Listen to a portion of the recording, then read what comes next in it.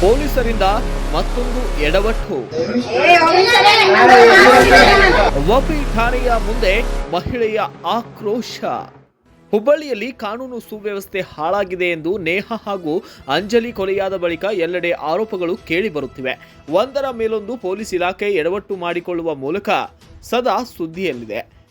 ಅಂಜಲಿ ಪ್ರಕರಣದಲ್ಲಿ ಬೆಂಡಿಗೇರಿ ಪೊಲೀಸ್ ಇಲಾಖೆ ಮಾಡಿದ ಎಡವಟ್ಟಿನಿಂದ ಕೊಲೆಯಾಗಿದೆ. ಅಯೋಧ್ಯ ನಗರದ ಪ್ರಕರಣವೊಂದಕ್ಕೆ ಸಂಬಂಧಿಸಿದಂತೆ ಆರೋಪಿಯನ್ನು ಪೊಲೀಸ್ ಠಾಣೆಗೆ ಕರೆದೊಯ್ಯುವ ಬದಲು ಸಿದ್ಧಾರೂಢರ ಮಠದಲ್ಲಿನ ಒಪಿಗೆ ಕರೆದೊಯ್ದಿದ್ದಾರೆ. ಈ ಪ್ರಕರಣ ನಡೆದಿರುವುದು ಹುಬ್ಬಳ್ಳಿಯ ಸಿದ್ಧಾರೂಢ ಮಠದಲ್ಲಿನ ಹೊರ ಪೊಲೀಸ್ ಠಾಣೆಯಲ್ಲಿ. ಅಷ್ಟಕ್ಕೂ ಇಲ್ಲಿ ನಡೆದಿದ್ದಾದರೂ ಏನು ಅಂತೀರಾ? ನನ್ನ ಮನೆಯವರು ಅಷ್ಟೇ ಹೊರ ಸ್ಟೇಷನ್ ಕಡೆ ಕುಂದಿರ್ತಾರೆ ಅಂತ ನಾ ಕಳಿಸ್ರಿ ಅಂತ ಒಂದ ಮಾತಂದ ಎಲ್ಲಾರ್ಗಿ ಮಂದಿಗಳ ನಿಮ್ಗೂ ನಮ್ಮ ಮನೆಯವ್ರು ನಮ್ಮ ಮನೆಯವ್ರು ಫೋನ್ ಹಚ್ಕೊಡ್ರಿ ಸರ್. ಸರ್ ಅವ್ರ ಮನೆಗೆ ಹೋಗೋಣ ಅಂತ ಕರ್ಕೊಂಡ್ ಬಂದ ನಂಗ ಸಂತೋಷ್ ಸರ್ ಆಮೇಲೆ ಉಮೇಶ್ ಸರ್ ಅವ್ರ ಮನೆಗೆ ಹೋಗೋಣ ಅಂತ ಕರ್ಕೊಂಡ್ ಬಂದಿಲ್ಲ. ಹಾಕಿದ್ರೆ ನಂಗೆ ಅವ್ರ ಮನೆಗೆ ಹೋಗೋಣ ಮನೆ ತೋರಿಸ್ತೇನ್ರಿ ಅಂತ ಹೇಳಿ ನಮ್ಗೆ ತಪ್ಪು ಮಾಡಿದ್ರೆ ಕೇಳಬೇಕಿತ್ತು. ಅಯೋಧ್ಯ ನಗರದ ನಿವಾಸಿಯನ್ನ ಪೊಲೀಸರು ಬಂಧಿಸಿದ್ದಾರೆ. ಬಂಧಿಸಿದ ನಂತರ ಆತನನ್ನ ಪೊಲೀಸ್ ಠಾಣೆಗೆ ಕರೆದೊಯ್ಯುವ ಬದಲು ಹೊರ ಪೊಲೀಸ್ ಠಾಣೆಗೆ ಇರಿಸಿದ್ದಾರೆ.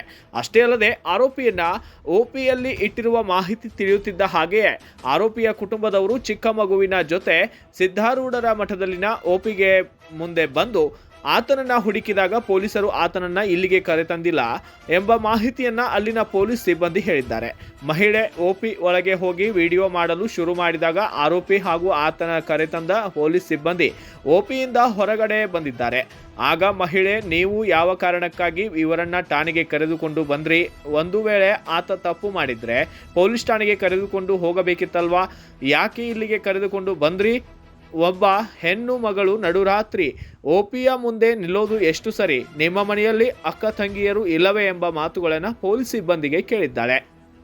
ಸದ್ಯ ಈ ವಿಡಿಯೋ ಇದೀಗ ಸೋಷಿಯಲ್ ಮೀಡಿಯಾದಲ್ಲಿ ಫುಲ್ ವೈರಲ್ ಆಗಿದ್ದು, ನಡುರಾತ್ರಿಯಲ್ಲಿ ಮಹಿಳೆಯನ್ನ ಪೊಲೀಸ್ ಠಾಣೆಯ ಮುಂದೆ ನಿಲ್ಲಿಸಿರುವುದನ್ನ ನೋಡಿದ್ರೆ ಗೊತ್ತಾಗುತ್ತೆ ಹುಬ್ಬಳ್ಳಿಯಲ್ಲಿ ಮಹಿಳೆಯರಿಗೆ ರಕ್ಷಣೆ ಇಲ್ಲ ಅಂತ. ಈ ಕುರಿತು ಮೇಲಾಧಿಕಾರಿಗಳು ಯಾವ ರೀತಿ ಕ್ರಮ ತೆಗೆದುಕೊಳ್ಳುತ್ತಾರೆ ಎಂಬುದನ್ನು ಕಾಯ್ದು ನೋಡಬೇಕಾಗಿದೆ. Bureau report, Raju, Kannada Janashree news, Hubballi. ಪ್ರತಿ ಜಿಲ್ಲೆಯ ಸುದ್ದಿಗಳನ್ನ ವೀಕ್ಷಿಸಲು ಹಿಂದೆ ಕನ್ನಡ ಜನಶ್ರೀ ನ್ಯೂಸ್ ಆಪ್ ಅನ್ನ ಡೌನ್ಲೋಡ್ ಮಾಡಿಕೊಳ್ಳಿ.